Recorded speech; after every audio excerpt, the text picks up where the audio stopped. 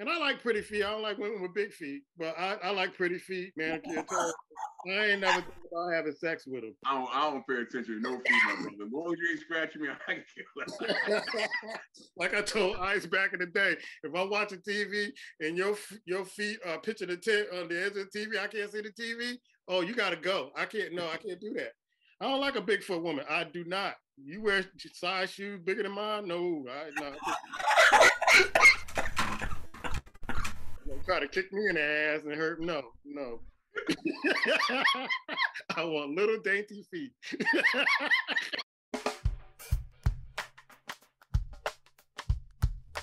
Welcome to the First 40 Sports Show with the Goon Squad, Black Thor, Icewater, and Puma. And it's championship, March Madness week. We're going to get into that, but we got some headlines that we're going to get into first. First headline is Brittany Griner. Now, Ice, I'm looking at this story, and she's detained in Russia, but they're not giving us really anything, how long she's been detained. The WNBA is hush-hush on this. The sports outlets are kind of hush-hush on this. What's going on, man? Well, I think part of it is sometimes when you're dealing with issues over with foreign across foreign waters, sometimes being quiet and not being in the public eye talking about stuff, they feel like it's better for negotiations. I'm surprised though that we haven't heard anything. I think she was probably detained for about maybe 3 weeks before we actually heard something. So 3 to 4 weeks, and I don't know what they're going to do. They're going to do some serious negotiation, but they consider like cannabis oil, particularly hashish oil as they were calling it, to be something very serious. And even if it's not serious over here, it's something that I think that a foreign country like Russia can trump it up, because they really don't play when it comes to drugs, and somebody else that's a foreigner coming out the country, going into their country with it. And there are some other cases over there with a couple soldiers and some other people that have been dealing with trumped up charges. It just so happens that Brittany Griner is a WNBA star and whatever, but way it's looking, man, right now, it's nasty because, there's a lot of things against her. And the United States is trying to figure it out, and maybe they will figure it out. That's why they're being quiet about it, trying to negotiate. But it does not look good from that standpoint early on. Also, too, with the whole, Ukraine and Russia situation, bruh. They could be using her as a pawn. It could be all kind of stuff going on. So it's a bad time regardless, but it's really a damn bad time when you have Russia's at war and the United States is looking at them some kind of way. Black, I remember there was a movie years ago called Midnight Express that I saw, and that was a lesson for me on do not bring any drugs or any kind of contraband into a country. What that guy went through. And I had a chance to watch that movie last year, and it was just terrifying last year as it was when I was in high school. But what's going on here, man? Nobody's saying anything about this. Well, I saw a video yesterday. I think they released pictures of her being processed when she got arrested. And for the most part, they basically, like I said, they take it as an insult that she was bringing that into the country. They do. They look at it that way, that, you're insulting their rule. And they look at tourism, Americans coming over there in the first place in a way, sometimes as an insult. You come over, you're mocking the way they do, where they live. So when you say it's quiet, I mean, we act like they owe us something and they owe her something. They owe nothing, bro. They really don't. I mean, we look at her because we're fond of her for playing basketball, but it's not much, when I was reading, it's not much even they can do. They can try to talk, but there's so many other things going on that's like, I heard, I said it a couple of days ago, that's at the bottom of the list. We feel sorry for her, but in reality, bro, there's so much going on now in that country, and between that country and the United States, they may make it look nice, but they're not thinking about her. Because at the end of the day, bro, she broke a law. She broke a law. It wasn't like she walked up to customs and they just grabbed her and decided to kidnap her. That's a different story. She was trying to bring a legal substance into a foreign country. So the WNBA, for the most part, what can they do? I mean, pray and hope for the best, to be honest with you. So it's not like it's real quiet. There's nothing you can do. Realistically, I mean, she was detained for 3 weeks and no one knew. Think about that. No one knew. 3 weeks.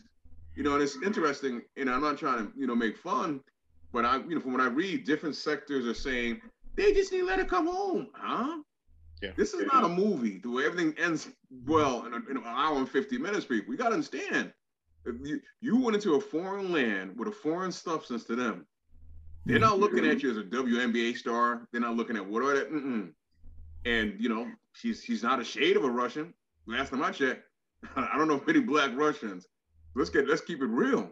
So when we say it's quiet, no, it's their norm. They just going about their business.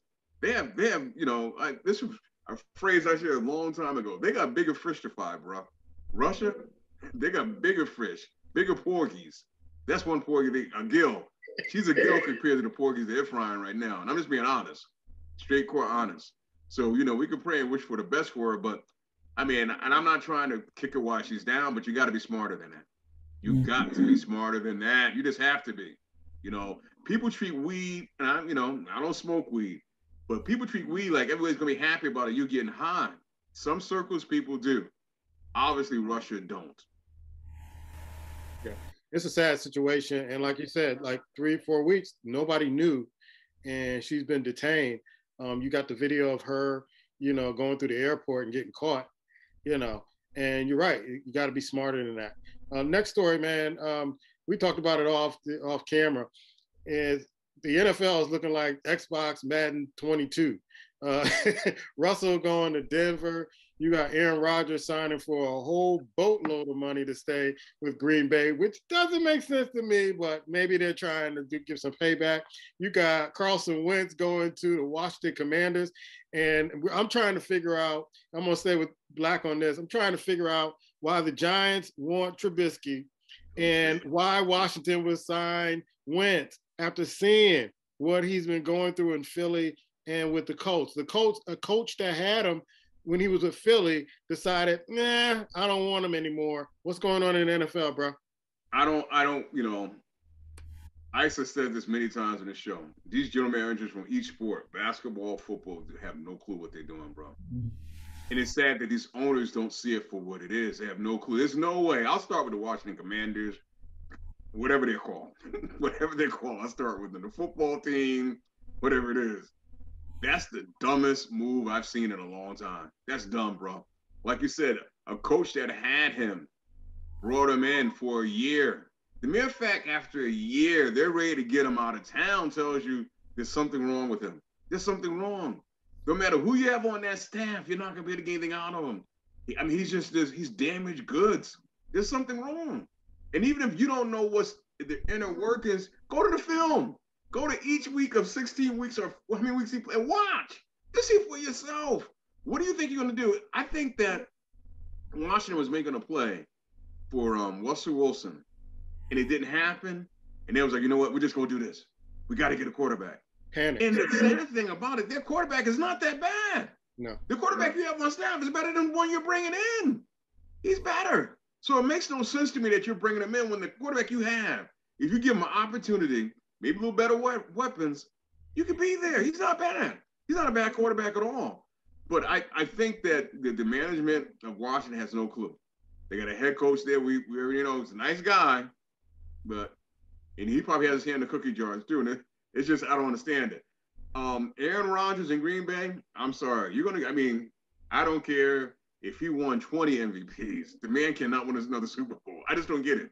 So you're paying $200 million to go to the playoffs. That's what you're paying for. It's been proven. Aaron Rodgers does not show up in the playoffs. We've seen it. He just doesn't. So I don't understand it. I'm happy for Russ in a sense. I think that's a good move for his part. I think Seattle kind of did the right thing. They realized they're not going anywhere with him. He doesn't want to be there. I think one more thing they need to do, force the head coach to resign. It's time for Pete Carroll to move on out of there. His magic is gone. Pete Carroll hasn't been the same since he made that dumb decision in Super Bowl. I don't care what anybody said. That team and franchise still hasn't recovered from that. The thing about Russ is interesting. Russ still has a lot of game. He's looking at Tom Brady. I want to play down 40. Russ need to put together full seasons, bro. And I don't mean injury. If you go back and look at his last 4 seasons, he starts off well.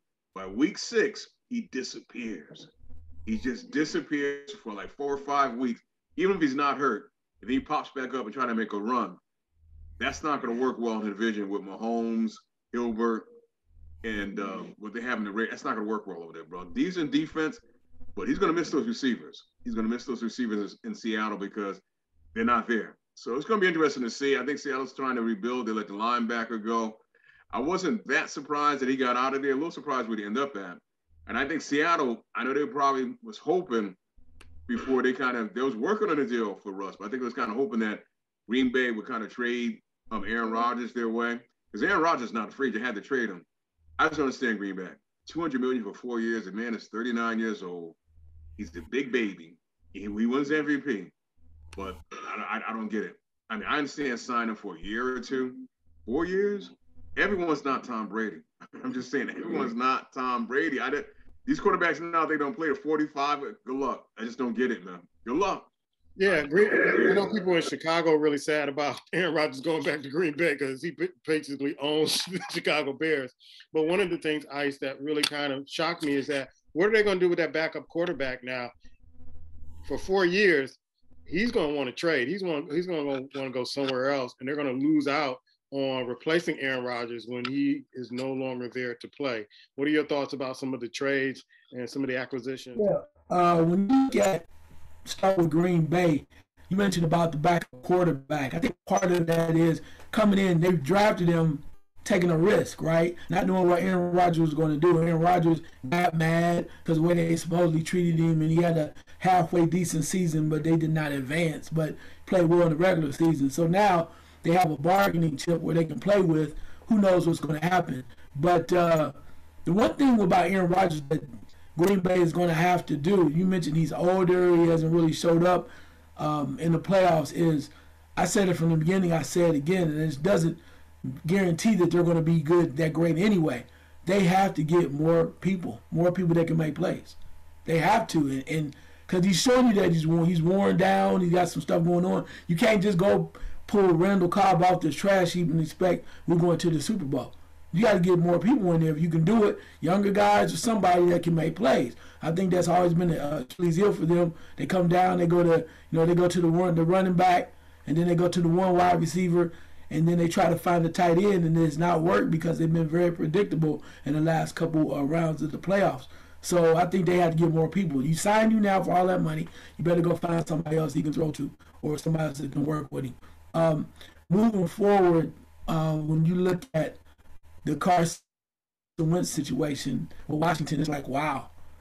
I mean, as Blackthorn mentioned, they have a decent young quarterback that kind of worked his way onto the playing field because of injuries.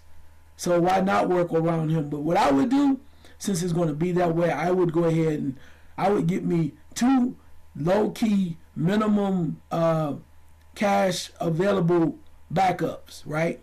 One of them would be Fitzpatrick, because he's going to be good for the first 4 games of the season. Then I would get somebody else that could finish the rest of the season, right? So you know what you got coming in. Nobody's expecting Fitzpatrick to take you to the Super Bowl. You see what the young man's idea is ready to go. If he gets hurt or he's not playing well, game 5, you bring in Fitzpatrick, let him work for 4 weeks. Then you know 4 weeks, after that, we're going to get somebody else. So we got that extra in the hole. You already know this. You know what's coming in. So you get somebody else, you bring them in. What's the guy that was playing halfway decent? He's probably not available because they want to trade him. Was it Nick Foles? Yeah. Foles that played halfway decent when they put him out there. Bring Nick Foles in, right? So he played 5 weeks. The young man played 4 weeks. That's 9. Then you give Fitzpatrick 4, then you bring somebody back in. Sometimes you just got to patch it, man, to make it work. And if that's what it is, Washington is better than anything they've been doing lately. So I don't know, but Carson Wentz, when he doesn't have that mojo or the mindset anymore to win, because if you couldn't win with what they had in Indianapolis, at least moving forward, that says something is wrong with him. The Russell Wilson situation, he wanted to go. Seattle wanted to move him forward, get out there. They got a couple first round picks, right, that could turn into something, but they almost have to start over. It might be time for Pete Carroll to go, because now who's going to be your quarterback? Is Drew Lock going to be your quarterback? Coming over from Denver. But Russell Wilson, even though he wasn't the great, he wasn't in his prime as far as moving the ball and struggled at times winning playoff games. He still was solid when he was there. He's the best thing they had. He's the best thing they had, and now they have to replace him. Now you're gonna see that you really miss him. But him going to Denver, I think it's very interesting. I'm not saying they're gonna win the Super Bowl or anything like that too, but they give that team hope. The defense has a lot of potential with young guys over there on the defensive end. Offensively, though, they weren't horrible. You have to ask the question, that running back, are they going to re-sign Melvin Gordon? He did okay, but you really don't need to sign him except for competition, because they have a young man over there by the name of Javonte Williams that is a monster. He is ready to play. He's been waiting his turn. He's going to come out real hot, so you can bring back Gordon if you want to, but he's ready to play. Then you still got Jerry Jeudy, the wide receiver out of Alabama, Cortland Sutton, and they can pick up some other people. So I think, and I say this, and a lot of people go, oh, no, it's not, you don't really think it's going to happen this way, but when you have a guy that is used to winning, or at least been ahead of a program that has won some in his career, it can help other younger players or other guys that have not won before. And I think that's the case in Denver. More than anything, I think Russell Wilson is going to be able to show some leadership. It's going to take a lot. We got to really find out from him. I'm not sure if he has that left in him, but it's going to take a leadership role and show them guys you got to win. People always laugh about Tom Brady being old and stuff, but the one thing he can lead men. And damn it, when he came to Tampa Bay, he wasn't doing nothing magic. He did a lot of stuff where he was getting sacked, fall down. He looked old as hell at times. But at some point when he counted, he got those guys on the right track, and they believed that they could win. And that goes a long way. So not saying Russell Wilson has to be Tom Brady, but you're going to have to stand up and show them that, hey, we can make this happen. But a lot of madness going on over there. But I like it for Russell Wilson, though, because Seattle had an opportunity to go out and get some more people and make some changes, and they just didn't do it. They just became stagnant. And I think he got frustrated with it, and I think it's a place that he can be rejuvenated. I think you're going to see him trying to prove a point, and that's what you want. You want Russell Wilson with a chip on his shoulder. I think he'll play better. Yeah, we still haven't gotten a report that Tom Brady's coming back out of retirement. So stay tuned for that. Calvin Ridley, man. You sent me this story earlier this week, man. I guess when you're bored and you're an NFL player, you just bet on football. I guess that's what you do. Will this get him kicked out the league? He's banned for a year. I'm not sure I'm going to get him kicked out the league, but I think he might be not touched. Because Arthur Blank, to me, I'm kind of paraphrasing what he said. And he's like, we're going to stand by what the NFL did. They came to us. We had no idea. We told them what we knew. We don't really want to be involved with that. So to me, they're kind of saying, even when your year is up, you're not wearing that uniform again, bro. You're not. So it all depends, if other teams see value in him enough. If you're a year away and there's younger receivers out there they can get for less money, bro, I'm not sure. I'm just not sure. I mean, in another case, you have to be smarter than that, bro. You just have to be. I mean, you can't be on break when the season's going on. Decide, you're going to bet. And when I think of this story, I'm like, okay, you got to make it several millions. You have to be. Why are you betting? What? Period. What are you betting for? I mean, I just don't understand it. What are you hoping to? I mean, I think the gambling is crazy. It's funny that the NFL makes money on betting but don't want its players, and I understand that. But it's like, bro, what would you wager? You know what he tweeted? Sometimes you got to get off social media, man, because you incriminate. I think I said, what he said, $1,500 or $150? I only tweeted $1,500. I only bet $1,500. I'm like, oh my god. I don't, it's sad that because the NFL basically gives you these players, young, whatever, the do's and the don'ts. Yep. They give it to you, bro. It's not like it's a secret. And you're acting like because you only did 50, it's okay. I mean, you went to Alabama. Did you learn anything other than catching a football? I mean, let's be real, bro. I mean, this old phrase, dumb jock, at some point just applies. You have to be smarter. One thing you learn in life as a male, you got to protect the way you're going to eat, the way you're going to sleep, bro. your moneymaker. You got to protect. You can go screw up a lot of things, but the way you earn a living, if it's catching a football, you got to protect it at all means. And that's why I don't understand the stupidity behind it, bro. That makes it even worse when you think like it's only this, or that justifies it. Really? A year suspension? A year? I thought it was only 1,500. That's what they say in the neighborhood. Shit is only 1,500. He got millions. It ain't that. It's like quarters and dimes and nickels to him. But on a serious note, let's remain serious. My biggest thing is he isn't the smartest guy in the world. And I'm gonna say this from a reality standpoint, right? The thing is, the one thing I first think about it is I think about how hypocritical the NFL is. Okay, you suspended for a year. You don't want nobody cheat, basically betting on their own team in the games, kind of like baseball or whatever. But the NFL, you go out and you sign these deals with FanDuel, all these other groups because why? They've been using your likeness for the longest time and you have not been getting paid for it. Just like, well, that's kind of stupid. Why are we going? They don't exist. We might as well get some money. So you go in, go into cahoots with them and make partnerships with them, and they can use your stuff. All the NFL logos and stuff are all over these betting sites, and then you tell your players that they can't bet. And it's like, that's kind of hypocritical because you're still getting the money, even though it's wrong for them to be betting. The other part on this part that really kind of throws me for a loop, and I'm not saying you should ever do it, because you're supposed to take care of how you make your living, right? Shouldn't be stupid about that. The stupid part I don't get is, and I'm going to keep this 100, as they say from the neighborhood, because I know a little something about that. They made a joke about Chris Carter when he was trying to tell him how to go about business when you get stopped by the police and stuff like that, too. When he said you need to have a fall guy. And they're like, oh, you can't tell him that. That's sacrilegiously. They just basically usher his behind out of football. Chris Carter's probably in the back dealing blackjack some damn where. But I'm just saying, when he told the truth, he should have said it in a different way and not such a manner.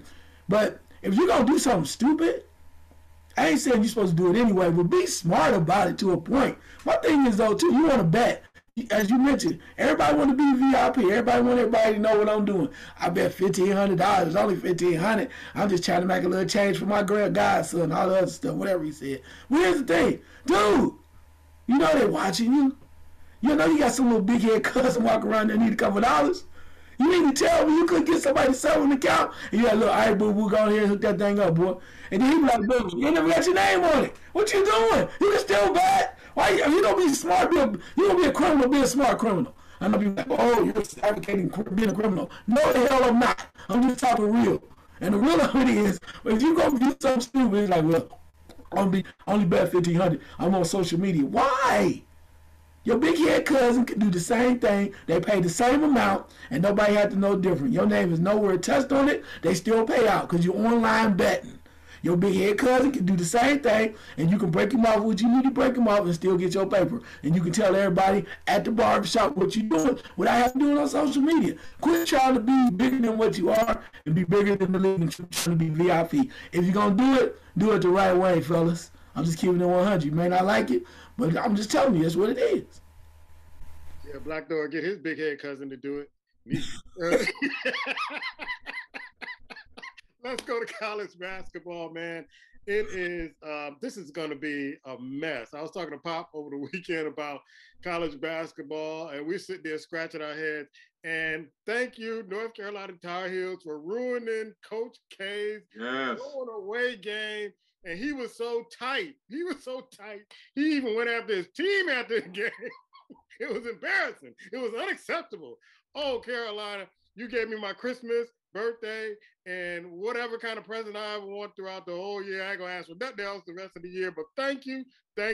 And Pop called it. I talked to him earlier that day and at the beginning of the game, and Pop said Duke is going to lose against Carolina because all those guys were talking. They were just hyping up Duke all week. They weren't even talking about Carolina.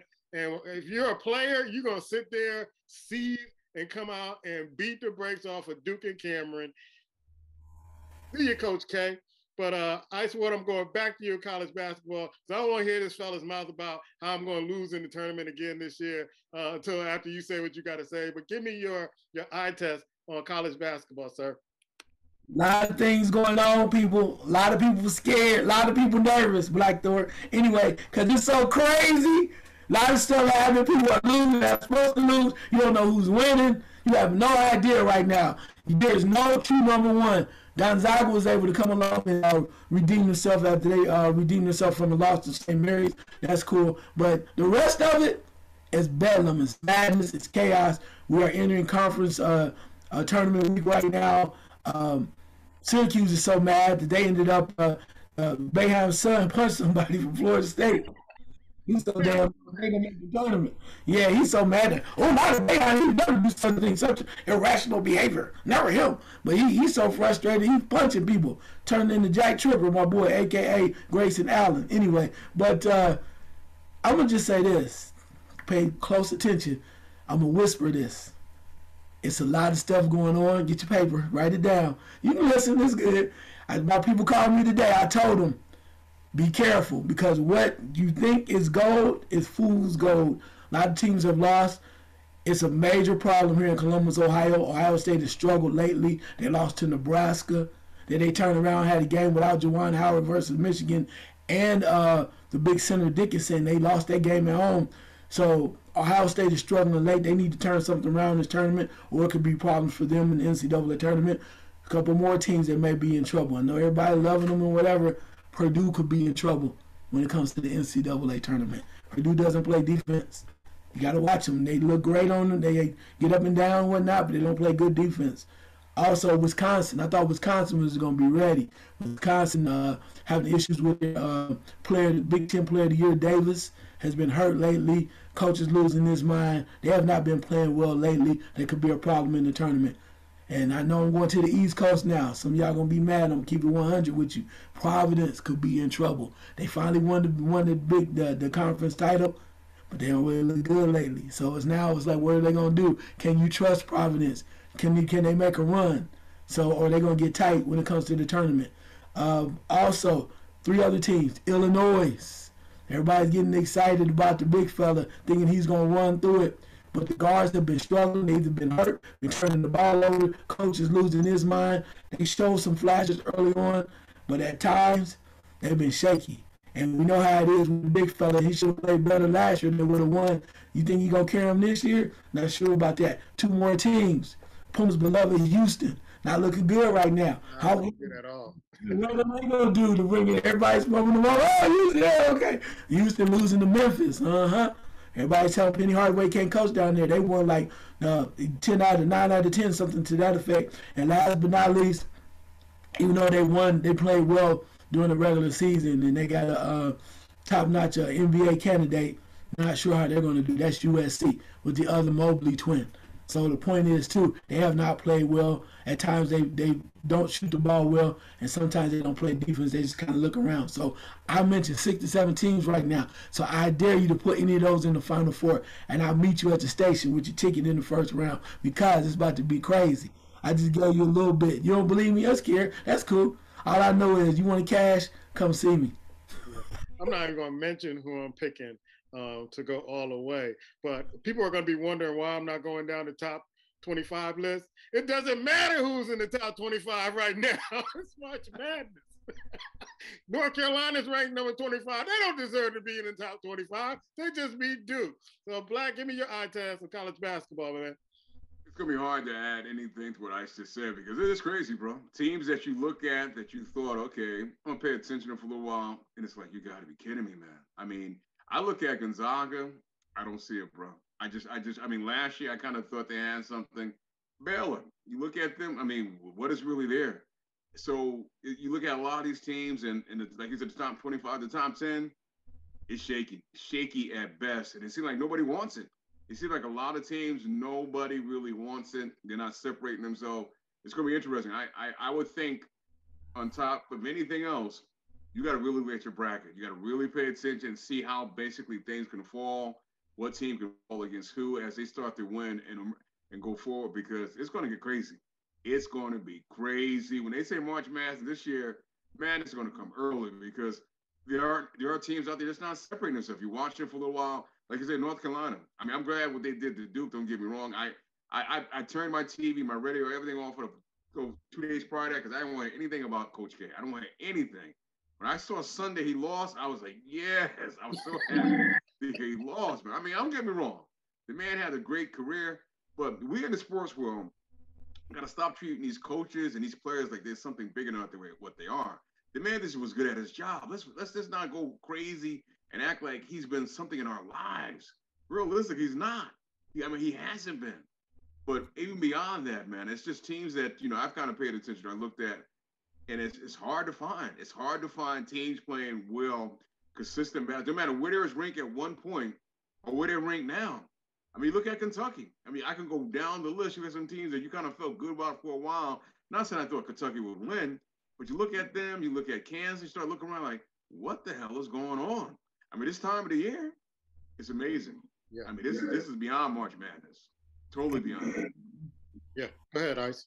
I got one other thing, and I'm gonna tell y'all this. So can't say I didn't say it early on. Certain times when you look at teams, you don't really hear about them all year. You don't know, you don't pay much attention to them. They kind of rise up, but they've been in the ashes, sitting in the back, waiting in the shadows. One of those teams might be, you might look at them and you may love this, you may hate this dude, but you better watch out for Iona and Rick Pitino. I'm just trying to tell you that right now. You better watch, because you know what? This is a perfect scenario for Rick Pitino to make a run and make everybody else mad as hell. Because they say he cheated and dealing with all kind of allegedly prostitution and cheating with the recruits and everything. Then he coming there, you can't win at Iona? Oh no? Watch this. Here we go. I told you, don't come across the bridge. Come on, girls, let's go party. There's some times in life the word alleged should not be used, right? For purposes of our show, yeah, alleged all the time. Oh man. So yeah, I'm gonna keep quiet on the team I'm looking at and picking. I don't want to jinx them. I don't want to jinx them. No. You ain't gonna get me this time. I ain't gonna jinx them. Wait. Oh, I'm not gonna jinx it. Wait. I'm just gonna say this. Ice and I come on and deliver what we're feeling on 2 eye tests, and you playing hide the team. Come on, bro. Hey, I'm still willing to forgive you for jinxing the Super Bowl, but damn, come on, man. Oh man, you can't do this. Here's a team that I've been watching, and they're out of the Pac-12. It's not UCLA, because UCLA doesn't look really good. But I said it a couple of weeks ago. We were all on the show. Arizona is Final Four ready. They are Final Four ready. Write it down. They're Final Four. They got everything they need to go to the Final Four. Now, after I ain't picking after the Final Four. We'll see who's in the Final Four. But Arizona, they're ranked number 2. It doesn't matter where they're ranked. They're coming out that Pac-12. They're coming out. They're going to be one of the number 1 seeds. And I see them in the Final Four. So, Ice. Me and Django had a chance to talk over the weekend, and there's one thing we agreed on, because he's a Carolina fan, I'm a Carolina fan, but we got to give Coach K his due, because we remember a time where it was just North Carolina, Wake Forest, and State. Duke wasn't even on the map, and he was able to put Duke on the map and win some championships, and he was a formidable foe for North Carolina and the rest of the ACC. So good riddance, sir. But I'm still glad that North Carolina gave you that L going out and it pissed you off. I didn't think he was going to make it through the whole game. I thought he was going to faint and somebody else had to pick up coaching halfway through the game, because he was tight all game, because he wasn't expecting North Carolina to come out there and spank that ass like they did. And I text Pop, and Pops didn't text me back. So maybe I can give him a call this weekend, because he's a Duke fan. But he predicted that Duke would lose that game. So he's going to be one. Ice always sets up our March Madness pool. So I'm really interested in his picks, because he makes surprise picks. And some of those picks, those upset picks, really happen. Let's go to the NBA. I mean, he coming back this year? He's coming back this year. He's been doing his gazintas and all that other stuff like Jeff Robodine. So he's ready. He doesn't watch the NBA, so that's all he watches, college. So he has that on us. But let's go to the NBA on this. Miami is kind of separating from the pack in the East. And I didn't even realize this, Black, that they don't even have Oladipo back yet. And Miami is looking pretty good coming out the East. Milwaukee's looking pretty good. Philly, I want to wait till the playoffs to see how Harden and Embiid doing in the playoffs. Chicago has dropped down to number 4. Boston has been the team that says, you know what, I don't know who put hot sauce in their food and got them fired up, but they're fired up and they're making their move and trying to get into a good spot in the playoffs, followed by Cleveland, Toronto, and Brooklyn at number 8 at 500, 33-33, followed by Charlotte and Atlanta. I ain't even going to talk about the Knicks. In the West, you got Phoenix, who got an 8-game cushion. You have Memphis. Golden State is a half game behind Memphis, followed by Utah, Dallas, Denver, Minnesota at number 7, and the Clippers, who got beat by a couple of teams. I think they got beat by the Knicks, and then they got beat by somebody else lately. And they're operating without George and Kawhi Leonard. So give me your eye test, man, on the NBA. Well, I saw Kawhi Leonard taking shots today, bro. So would not be surprised. I mean, if I had to guess, Kawhi Leonard didn't want to play in the regular season. Let's just be honest. The man that won two championships, he's not about that regular season life. So it would not surprise me if Kawhi Leonard comes back and play in the playoffs. It just wouldn't. If he does, that's going to elevate the Clippers and basically move them a little forward. I'm not saying they won a championship, but I think that's going to elevate them. I think in the West, even though Phoenix they might be floating around, but I think Phoenix is going to be the team to beat again, bro. I just see it. I look at Memphis for all they're doing, and they're nice to watch. They're just not ready yet. From experience standpoint, they're not ready. Their team is just not ready to win, in my opinion. And the rest of the teams are just going to be clawing and fighting. I mean, Denver will make a little noise, but they don't have all the pieces they need to kind of get where they need to go. Utah, they're going to do what they're usually doing in the playoffs, kind of kick in. So I'm kind of doing it. I think Golden State, shot their load already, bro. I really do. I think they're sitting around waiting for Draymond to come back, their center to come back. And I just, something about that team, they lost it along the way. I don't know what it is. They lost something. And it doesn't make them put it back together. I watched them, recently against the Lakers. They just don't seem like the same team. They just don't seem like they got the same groove, the same feel. And I think they think Draymond, when he comes back, it's going to happen. And I will say this about Golden State, man. I almost want to believe homeboy coming back has hurt the chemistry of that team. The cat that was out for like a year and a half. I can't think of his name right now. Thompson. Yeah, I think him coming back. They were playing better when he wasn't there. And I said it because now they're trying to move him in. And what happens sometimes, he has a name.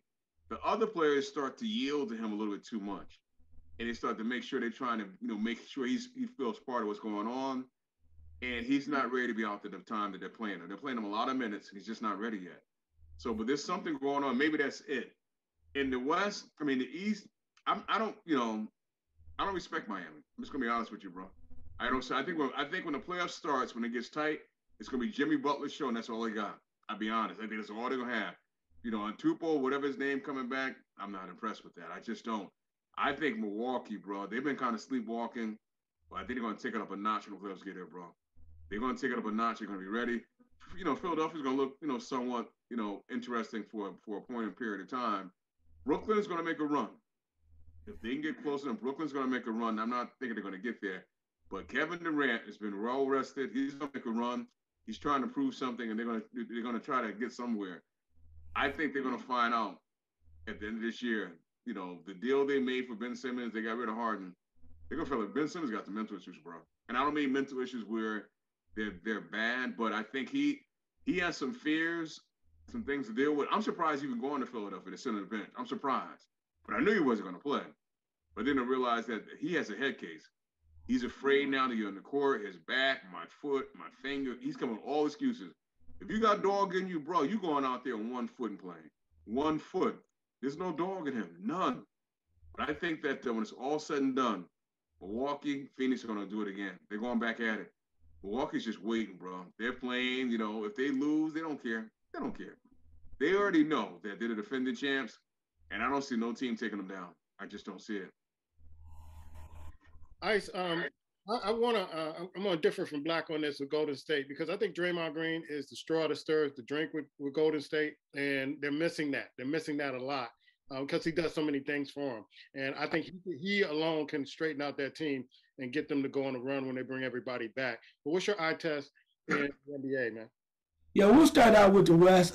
Phoenix is trying to keep things. I watched them actually literally like last night or the night before last without Chris Paul. They're trying to do what they can, but Aiton is playing real strong from that standpoint. Even with Booker being in and out, they're playing. I like their secondary pieces are playing real hard, and I'm not sure if they can still deal with that leadership, being the top notch team on in the West. I would like to. I wish they were like number 2 or 3 because it wouldn't be so much pressure on them. But when you're number 1, trying to come back again, the one thing that's in their favor is Monty Williams. I love Monty Williams. You guys know that. I just like the way he keeps everything together. I just wonder, can they learn from what they did from last year? And they got a lot of different pieces, a lot of veterans that are ready to play. We just hope and see that they can keep it moving forward. They're still hungry, but things have to come together just right for them to make it through.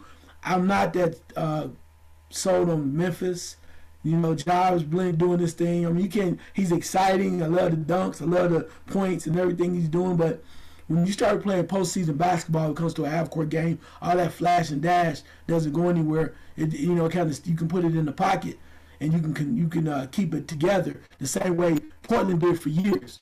Remember, watch Dame Lillard and McCollum be amazing in the first round. Second round is like they don't have enough pieces, and they end up faltering. And I think that's going to happen to Memphis. I don't think they have enough pieces from that standpoint. I want you on Golden State.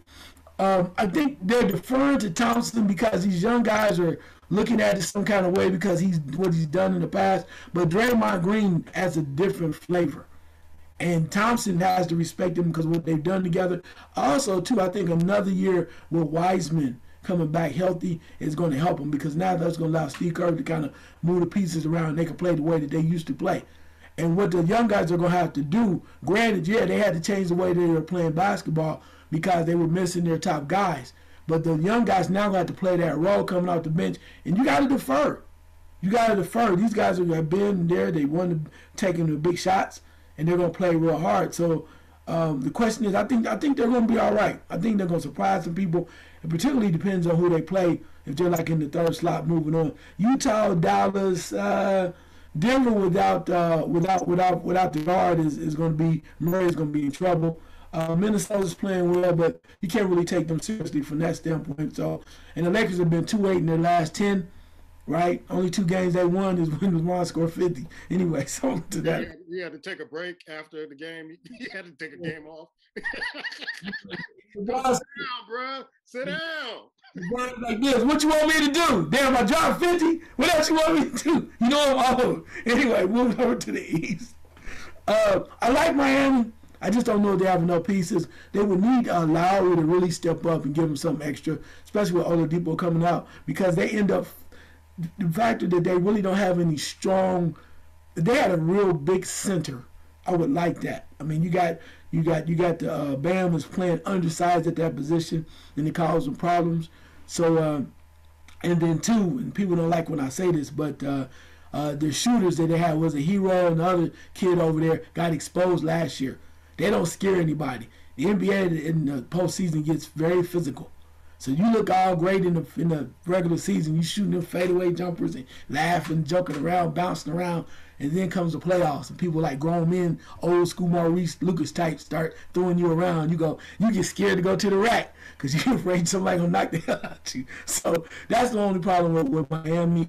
Philadelphia, I got to give it up to them. James Harden has been trying to find a way, been playing nice with Embiid, so they look good. Everybody's excited, and Philly fans are going nuts, but that's not going to be enough, bro. That's not going to be enough because we know I'm about to give it up to. I had a confession. I had to come to Harden meeting, and I told you I recognize it. So when it comes to the postseason this time, I'm not buying it. So I'm telling you right now, and they coming for Doc Rivers' job because if it don't way to go, they don't like it. They don't go the way they like it. Something can happen. The only thing I heard lately is there have been some rumors that there might be some seriousness to the fact that Bradley Beal may want to go to Philadelphia when it's all said and done for next year. But that's next year.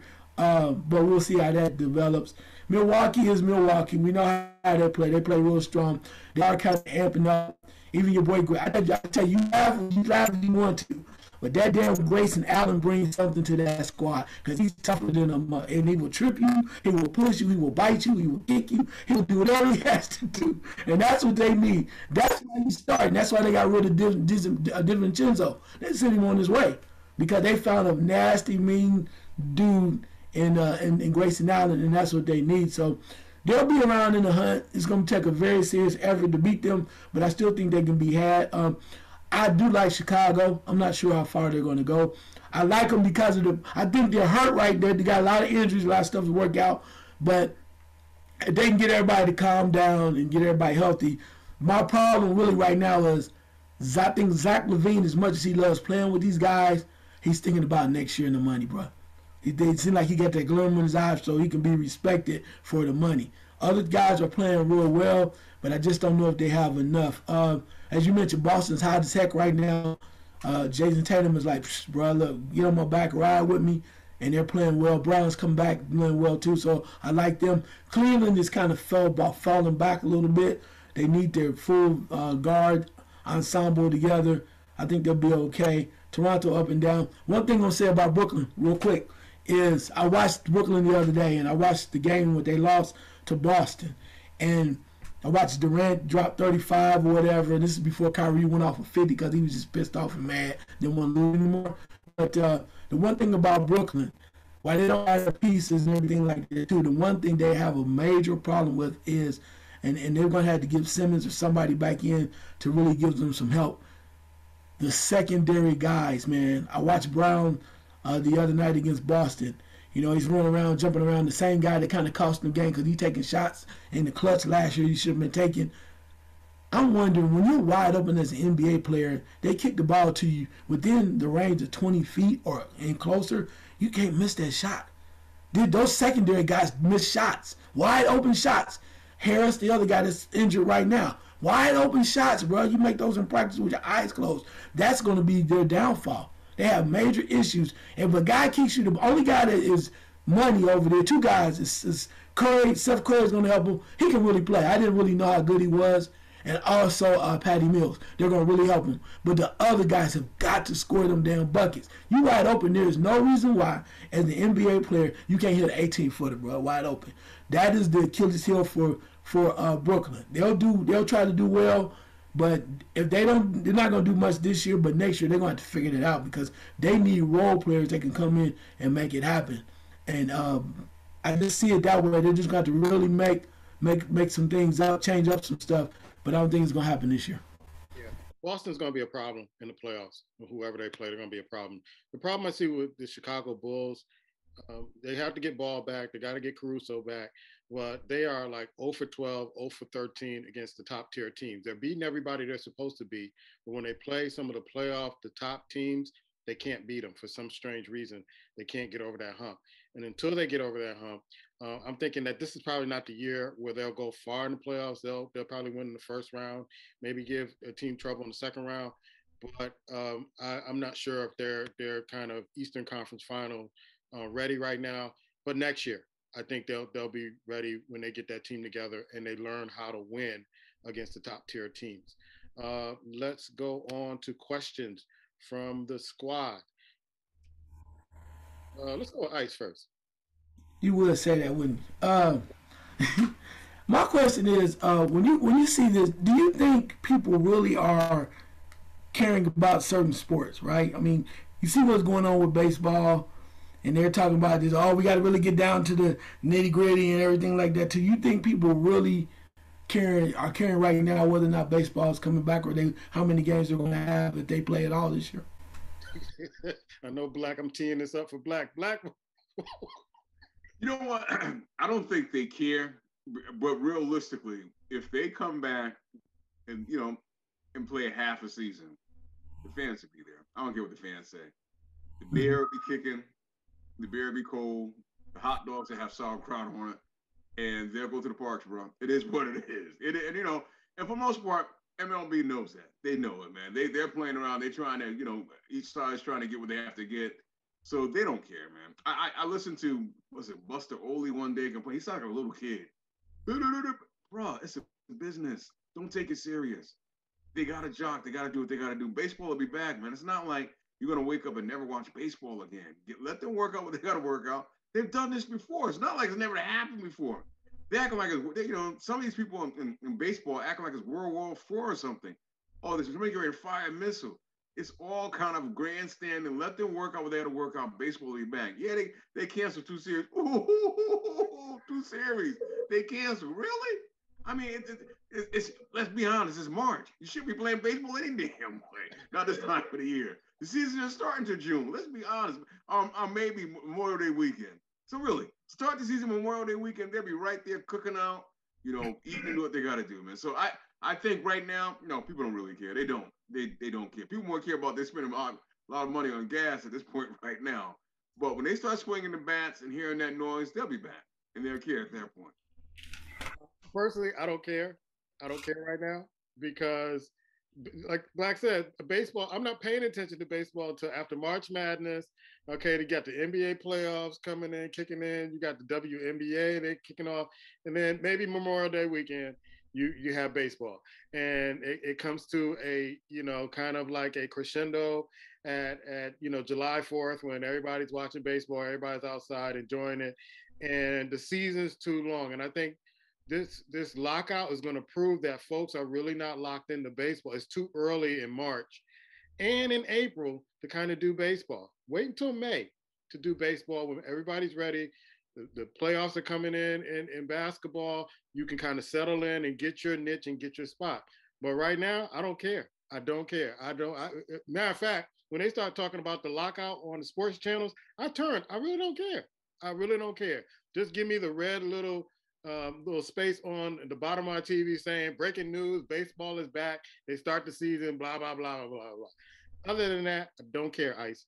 And I love baseball. Ice? Now I'm with you. From the standpoint of they're going back and forth and they're negotiating because they want this and that. Nobody really cares, man. I mean, unless you're really into it like that. But unless you Buster only, you probably the only one to give a damn about it and the commissioner. But at the same time is they love their money. You think the NFL love their money, man. Baseball loves their money. So I could never see baseball striking for a long time.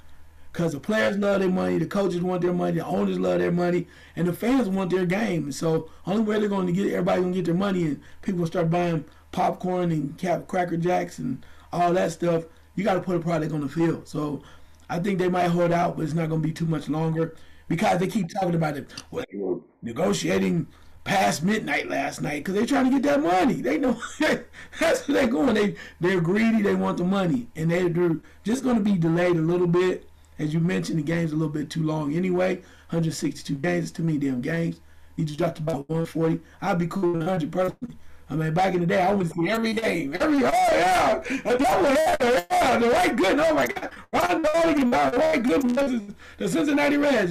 That's when they have marquee guys. Now it's like they done changed the game up, and not too many of us. So I ain't really feeling it, like that I used to. But still, the people still love the game, and they will come watch it. So I think that they just wait and bide the time. I really don't think it's about the time for March Madness. My phone is hot. I'm not worried about my picks. I worry about baseball in May, June, somewhere like that. I'm telling you, fellas, your boy Pop is anxiously awaiting the Dodgers coming back. So he's hurting. He's hurt. He wants to see baseball. He's a baseball guy. Black? Pop's gonna be all right. Don't let him do that to you. Don't let him get you in a certain kind of way. Relax, Pop. It'll be all right. Black Thor? It's interesting. This happened. A story popped up about this and kind of basically digging into attention. But I think it's worth kind of talking about. The Dallas Cowboys are rewriting Dak Prescott's contract. What does that say? Should Dak be concerned? Wow, Ice? I don't know if he should be concerned. He had to because of the factor that they need some more money to try to keep a few guys that they really need to. They're gonna move forward. They want to be in contention. So, I mean, why not? I mean, a lot of money is already pushed off in the future anyway, so it's not really going to hurt him. They'll try to get him on the back end of it. But if you want to win, sometimes you got to make sacrifices. I hate to compare, but Tom Brady did it. Yeah. All the time. So you got to do what you got to do because they're talking about releasing Amari Cooper and a couple other guys So in order to try to keep certain people in the building and work around that too, you got to do what you got to do. So he can get mad all he want to. I mean, you got the money. We need you to start playing like you earn the damn money. So why wouldn't you quit being selfish and give up the damn money so they can get some players that can make a damn play and somebody that can literally learn how to cover and learn how to cover by turning their bodies around and looking to see where the ball is instead of playing your back to the damn wide receiver. Anyway, I didn't say that, did I? I'm sorry. I kind of saw this coming when they signed him to the contract, that there was going to be some conditions, and there was no way they can pay him and then keep all of the talent they have on their team. So when I heard that they were going to release the receiver, I'm like, okay. I started thinking about Tom Brady, and I remember talking to Rodney Harrison years ago at a camp, and he was saying how Tom Brady kind of reconstructs his contract to get certain players that he knows that can help them win, whether they're on the defense and offense. So this is not uncommon. I think the Dallas Cowboys knew that, and they were going to go to Zach saying there might be a time where we need you to reconstruct to keep the team together so we can make a Super Bowl run. So I don't think he's going to be worried about it. I think he's going to be a Dallas Cowboy, but I think they already had this plan. We're going to give you this money, but there might be a time where we have to back end it or something to keep the team, really kind of relevant and really good. So be aware of that. Black? I'll say this, man. I think the Cowboys, rumor has it, or rumor thought, whatever the case may be, that Sean Payton's going to kind of come in. And if my opinion is correct, Sean is not impressed with him. He's not impressed. So he may come in next year, the year after. Actually, Sean Payton is on the contract for the next 3 years with New Orleans, which is quietly kept. So if he coaches the Dallas Cowboys, they got to buy him out. But I do think the Cowboys are setting themselves up to where if Dak doesn't play well the next couple of years, they're gonna move on from him, bro. And I know he got that big contract, but I would venture to believe they're doing the same thing with Amari Cooper now. They set the contract up where, the last year or two, if we don't like what you're doing, we're gonna move on from you. And I believe they were kind of forced. Think about this for a second. They didn't willingly give Dak Prescott a contract. They were kind of forced into it. When he got hurt, they had no other option. So basically, he has to, even though he's kind of signed, he's got to perform. And a lot of people talk about the head coach, this and that. Dak ain't playing up to that contract, bro. I don't care what anybody says. He's not playing up to that money. So to me, when they start coming back and say, we want to adjust, yeah, Tom Brady did this, but Tom Brady's playing up to his contract. You're not. So I think in the writing, what they change it to, I would not be surprised in a year or two, they're looking at another quarterback. I just would not be surprised, bro. Because Jerry Jones has made it clear. He won a Super Bowl real soon. Real soon. Yeah, and I wouldn't be surprised if they go to Zeke Elliott too, because he hasn't been playing up to his contract as well. So I wouldn't be surprised if they go to him and say, let's reconstruct this contract. You want to be a Cowboy, we got to reconstruct your contract. I got a question for both of you. I'll go to Black first. Ben Simmons is expected to file grievance against the 76ers. What are your thoughts on that? I mean, that's a sissy move, bro. I'm just being honest with you. That's a sissy move. I mean, it's like a woman that you broke up with. You two decide to break up. You take her out for coffee, whatever the case may be. And when you break up with her, you make it seem like it's more your fault. You send her on, She gets another boyfriend, but she wants to come back and just fuck with you. Just kind of make you mad, make it raw. You on a new team. You have possibilities. Focus on getting on the court. What grievance? You chose not to play. You didn't come to practice. I mean, what? What do you? I mean, he keeps showing you this, in my opinion. Let that go. They could have traded you anywhere. They traded you to a contender. Now it's time for you to prove they're wrong. Do that on the court. Not with these little penny-ass agreements you're trying to talk about. Come on, man. To me, it's a sissy move. Point blank sissy move. You didn't want to play. They didn't pay you. Huh? You didn't want to. Let's get this straight. You didn't want to play. They didn't pay you. You say you have mental issues. They ask you in a press conference. And there's nothing mentally wrong with me.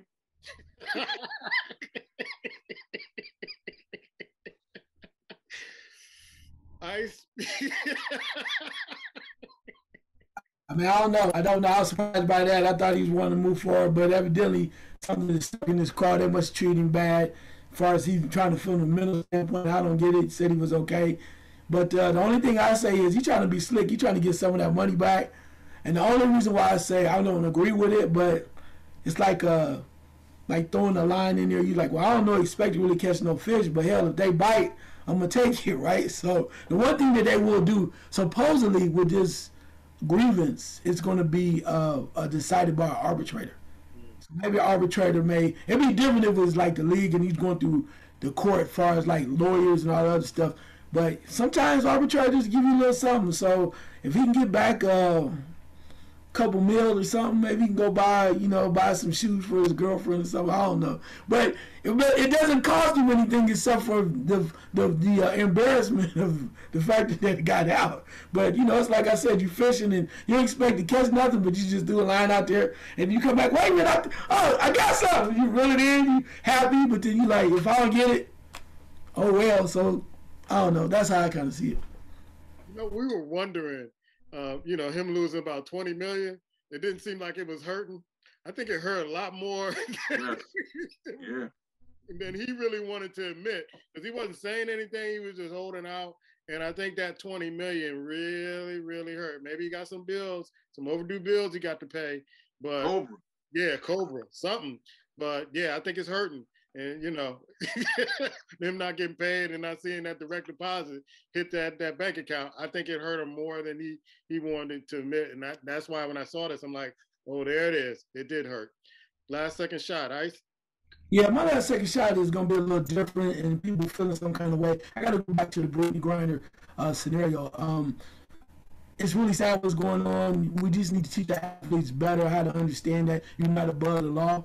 And nobody really gives a damn about you because people are color for real. So I mean, maybe she just went there thinking, I never had a problem before. Why should I have it now? But the other part of it too is I read something in the media, and some media types are trying to skew this to say that the reason why she got caught up in the first place because she had to go over there and play for Russia because she wasn't making enough money over the United States. They're saying, yeah, well, if she's making enough money over there, she wouldn't be over. She'd be at home making the money because they're not getting equal pay. I get all that, but let's keep this shit 100. Excuse my language, kids. Go to bed. Anyway, here's the real deal.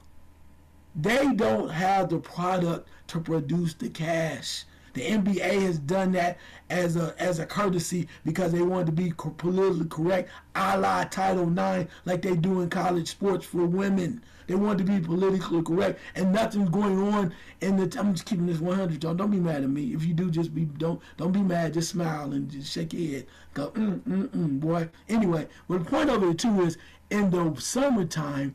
What's happening in the summertime? The arenas are closed for the most part. Only thing going on is the circus, and they didn't shut that down.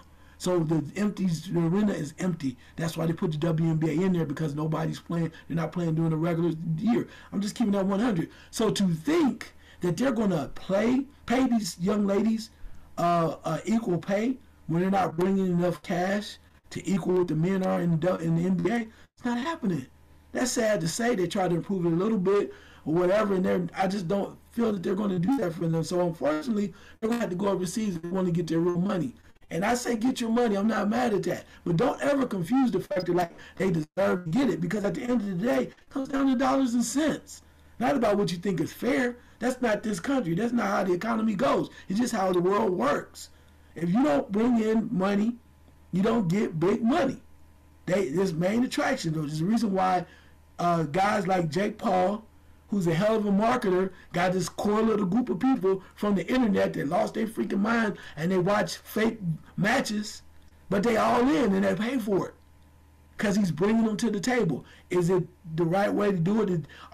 Is he a better athlete than them? Hell nah. But he got a niche, man. He has a niche. And that's what you got to understand. So I feel for all the ladies in WNBA and whatnot, but don't sit up here and tell me, oh, well, they got more money they have to pay. But then we got to improve the product. And you damn sure can't say that they're worthy when you got them playing in the summertime when basketball season, everybody knows, is in the fall. Simple principle, economics, supply and demand. Black? Yeah, I want to jump on that real quick before I get to my final shot. It's sad because, and I've said this before, and I'll say it again.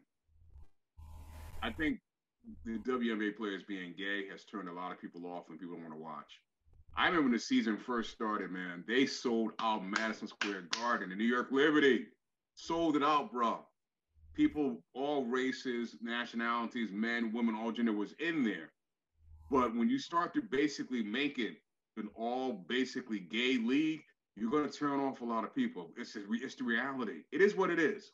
So you can't tell me at one point when you have players like Cynthia Cooper, and those type of players, Cheryl Swoops, and you have people would go pay and sit down and watch, and they leave, and you turn the league into basically kumbaya, let's love each other, woman on woman. I'm being honest.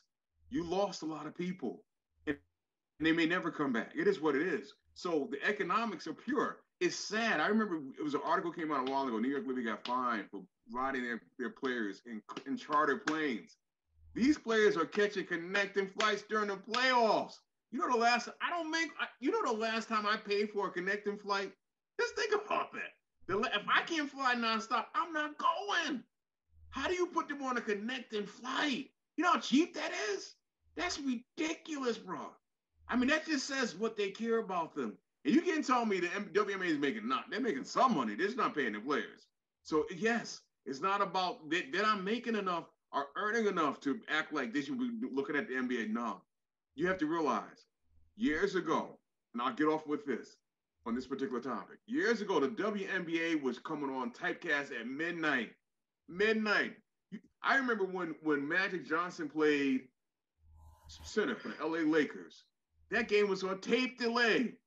Think about that. Tape delay. So the NBA has earned its right. You only been around for a few years and act like you're supposed to make. No, put your time in. But again, keep in mind, Candace Parker, I love you, baby. I do. But keep in mind, when you decide to do this and do that and go, you're going to lose people. It's still America. You're going to lose people. And the average person is not going to want their daughter to sit down and watch you. I'm just keeping it real. They're not going to want it. So you chose what bed you want to be in. He's got to pull the covers up and line it. My final shot goes to Tristan Thompson. Bro, you're running around making babies everywhere, man. You gotta kind of calm yourself down, man. You gotta. We all, don't get me wrong. As men, we love sex, and you're running around with these different women. We just had one on whoever. You got to realize you're in a certain situation where you make a lot of money right now, but at some point you're not going to be. And guess what? They're still gonna be pulling money out your paychecks. Look around you. As many cats done the same as you done, and they're crying now because they can't. One name I'm gonna throw out, T.O. Talk to him and realize, you know what? It's not the way to go, bro. Slow your roll. Slow your roll. Yeah. I don't care if it's in a sports arena, world stage, wars, politics. Some people will always find time for racism. If you know, you know. That's our show. We'll be back with the fight game. Take care.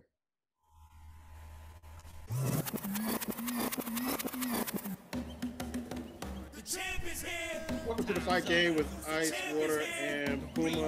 And the first fight I want to kind of recap was the Masvidal Covington fight. I was rooting for Masvidal, but I noticed in the last three fights, it just seemed like he's just not there. He's just not the same fighter. And it made me question whether he wants to fight. I know he makes a lot of money fighting, but if he even wants to fight. And now Covington is taking that win and it's kind of catapulting him into some more money and some more wins. What did you think about that fight?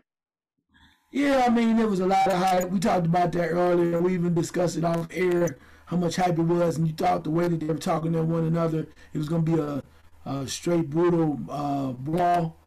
And it ended up being totally different. Masvidal tried early on, but then Covington went to what he knew, which he was more of a ground guy. He took him to the ground and just kind of smothered him at times and used that will on the ground to win and really dominate the later part of the fight. But it wasn't sexy at all, especially late. I mean, you could tell that Covington had Masvidal right where he wanted him. Masvidal was really tired, and his main thing, he was just trying to survive. And they still were talking stuff afterwards, but, it was to no avail because people were like, they were deflated because they spent the money and talked about it and got hyped up, thought they were going to see really a classic matchup between two guys that were angry at one another, and it did, unfortunately didn't live up to all of the hype that they had presented before. Yeah, and I know you caught some fights over the weekend. Gonzalez, who won over Aguilar for the super flyweight title. You had Sanchez losing to Mauricio Lara. You had Burgess and Fierro fighting to a draw. What fight do you want to speak on, or some of the other fights that you saw? Yeah, well, the one that stood out to me was my guy Roman Chocolatito Gonzalez over Julio Cesar Gonzalez. Julio Cesar, some standpoint of him losing, and Chocolatito is an old school guy, right? So his opponent Julio was a guy that was young, very brash, coming in being real tough, and really had a lot of fire in his belly and the way he was throwing punches. But Roman Chocolatito Gonzalez is like 34 years old, going on 35, and he's the ultimate professional. He went in and kind of waited, and he just kind of gave him a boxing lesson, gave his opponent a boxing lesson. So he started in, he dissected his opponent to kind of see how things work, and then he dismantled him. He took him down, he showed you this is how a young guy who really has a lot of heart and a lot of spirit and a lot of fire in his gloves, he really showed him this is how you learn how to become a professional one-on-one. And that's what Chocolatito did. So at that age, he seems to be older for the sport, but he has some very interesting fights that he could fight at. He's fighting at 115 now, but there's some great fights at 118 with maybe perhaps Naomi Inoue, the AKA the Monster, and then also maybe against 118 versus Nonito Donaire. Plus two, there's another rematch he could have with the guy that was being replaced originally who had an injury, Francisco Estrada. So, but Chocolatito really was impressive. Got the job done. And, pretty impressive for a 34-year-old dude that's supposed to be kind of past his time, past his prime. Okay. Any other fights that you saw that night on Saturday? Because I know you were texting me back and forth about Gonzalez kind of giving a boxing lesson, and you just described him just breaking him down round by round. Any other fights? Yeah, you mentioned about was it Law? I mean, trying to do his thing, coming back, making things happen. Good fight there too, and he's really trying to make things move forward. I think too was what was it? Jose Ramirez won as well. Ramirez trying to back on the comeback trail, really just trying to prove people that he belongs. So you see a lot of comebacks. We've had a lot of upsets the last couple of weeks. Now as we move forward, we get down to the nitty gritty, and there are some amazing fights that are going to be coming up in March and definitely in April. So I think that now is kind of a prelude to what we have now. If the fights that are coming up are action-packed like the ones we just recently had, we could be in for a great month and a half of boxing. Yeah. I know Triple G is coming up in April. There are a lot of fights in April that we talked about last week. And like you said, it's the prelude to some great fights coming up in the next few months. Charlo, the fight was postponed because his opponent, I guess, got hurt. Do you think he should take another fight and kind of, keep his skills sharp and not wait for this guy to get back in the ring? Well, the problem with that is, though, the way that they have the boxing game is now, if you take an L, then you kind of push back. You might want to take a fight to try to tune up, but now with all of the money that's involved in the situation where he's sitting on, I think Jamil Charlo has like 3 of the 4 belts or something to that effect. He has a lot of belts. So with that being said, you take a tune-up fight and you really don't come in with your best effort, anything is possible. So I think you just kind of wait him out. I mean, there's some other possibilities, but if he gets this other belt, then he could possibly be working towards becoming undisputed, and that's what he really wants. So why rush it? I know it pisses you off because you had to postpone your training and whatnot. You had to push things back, but just take some extra time and get yourself right. But it's better than taking another chance, because with a loss or a draw, you can kind of move backwards when it comes to trying to move up as far as the pound for pound, and even a fight that you've been waiting on for a long time. if you take too many chances. Now, you probably heard this story about Jamel Charlo charged with making a terroristic threat, and they got an arrest warrant for him.